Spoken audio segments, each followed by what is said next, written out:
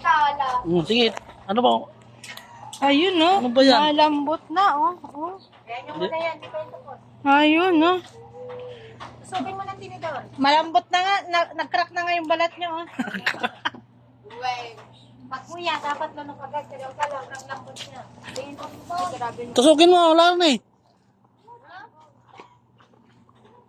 Malambot na tata eh.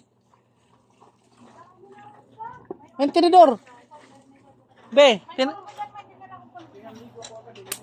tinidor mo, be. Tusukin natin to.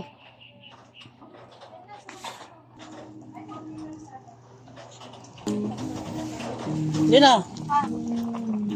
Malambot natin yung pangkari-kari natin. Sige, tusok mo. Sakit ko. Ano? Tigas pa. Tigas pa? Ah, hindi pa. Sige. Ito siya. Kaya itong kami ko. Yan na. Ilipat mo na yan dahil malambot na yan eh. Akin na yung ano. Yung kasirola ko doon.